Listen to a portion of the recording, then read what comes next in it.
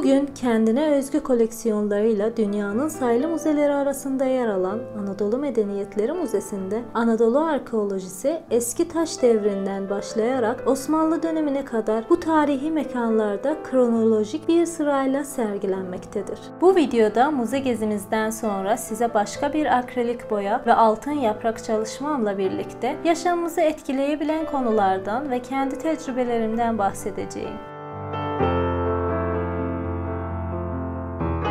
Çoğu zaman çevremizdeki insanlar içimizdeki bir kusuru anında fark edebilir, ancak bunu bizim fark etmemiz yıllarca sürebilir. Birçok insan çatışmalardan kaçınmaya çalışır ve bu kişiler iyi bir arkadaş değil. Bence bizim kusurlarımızı hatırlatan en ünlü arkadaşımız mükemmelliyetçiliğimizdir.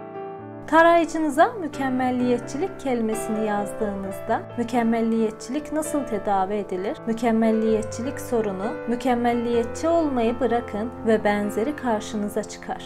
Mükemmelin kelime anlamı kusursuz, tam, tamamlanmış olan, eksiksiz, yetkin, şahane olarak söyleyebiliriz. Şimdi bir proje için son teslim tarihinizin olduğunu hayal edin. Ne yapacaksınız? Projeyi sona erdirmek için sadece gerekli kısımlara odaklanacaksınız. Ama bir projenin sonuna yaklaşırken aslında önemli bir fark yaratmayan çok anlamsız kararlarla kendinizi yavaşlatabilirsiniz. Bence bu sorunun en iyi çözümü farkında olmak ve sonunda bunun hiçbir şeyi değiştirmeyeceğini anlamak. Aslında resim çizerken bunun farkında olmak bana çok kolaylık sağlıyor ve huzur veriyor. Bir projeyi bitirdiğimde resmimin belki %10'unu oluşturan ama zamanın %50'sini alan ayrıntılarla çok fazla zaman ayırmak istemediğimden, bakış açımda yeterince iyi olduğunu hissettiğimde projeyi kapatıyorum.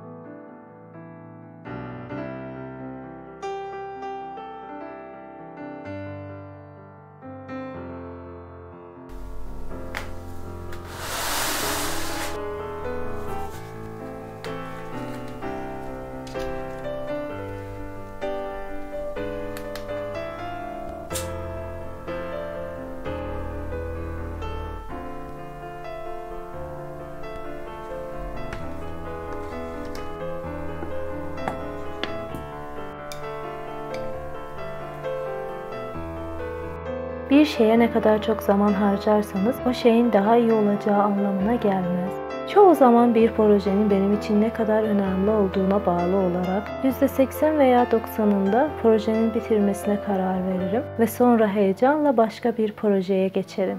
Karşılaştırma yapmadan tüm bunları kendim yaptığımı biliyorum. Bu aşamada yeni bir çalışmaya başlamamak mükemmelliyetçiliğin suçu değil, belki başka biri gibi olmama korkusu ve karşılaştırmadan kaynaklanır. Başkalarının ne yaptıklarını bırakıp ve sahip olduklarımıza odaklanmalıyız ve onları geliştirmeliyiz. En iyi olmak istiyorum demek yerine en iyilerden biri olmak istiyorum demeye çalışmalıyız. Evet, bunu kendime söylüyorum ve en iyilerden biri olmayı istemek zehirli değil. Bu hayat yaratma yeteneğiyle her birimize farklı biçimlerde verilmiştir. Artık hepimiz bu yaratma yeteneğine sahibiz ve bunu kullanmamız üzücü değil mi? Bazen kusurlu olmak iyi. Pürüzsüz bir yüzeyden tutunamazsın. Bu yüzden biraz çarpma ve pürüzsüzlüğe ihtiyacımız var. Mükemmelliği gösteren birisi sahte olduğunu biliyoruz. Ayrıca kusurları göstermek de cesaret ister. Geçenlerde bir arkadaşımın stüdyosunu ziyaret ettiğimde dekorasyonunda bir yastığı var ve üzerinde şöyle bir şey yazıyordu. Ben söylediğimde bu resim bitiyor. Bir resme başladığımda ne zaman tamamlanmış olduğunu görüyorum. Sonunda nasıl görüneceğini biliyorum. Bu yüzden birisi bana aklımdaki bu resmi kağıda dökemiyorum dediğinde onun duygularını anlayamıyorum. Resim yaparken duygu ve düşüncelerimin kontrolü bende olduğu için bu biraz garip geliyor. Bu gerçekten soyut bir açıklama oldu ama belki bazılarınız ne demek istediğimi anlarsınız. Bence çok fazla detay işinizi mahvedebilir. Tıpkı şu detaysız gergedan gibi. Mükemmel görünmese de gergedan olduğu anlaşılır. Gergedan simge olarak yalnızca eksikleriniz için sızlanmak yerine iyiyi ve kötüyü kucaklamanız ve onlarla uzlaşmanız gerektiğini gösterir. Hayat irili ufaklı mucizelerden oluşur ve onlar için şükretmeliyiz. Mükemmel olmasa bile hayatımıza değer vermeyi ve kendimiz hakkında iyi hissetmeyi öğrenmeliyiz. Gerçekten hepimiz yaratma yeteneğine sahip olduğumuza inanıyorum. Yaratıcı hayat dileğiyle bir dahaki sefere görüşmek üzere. Hoşça kalın.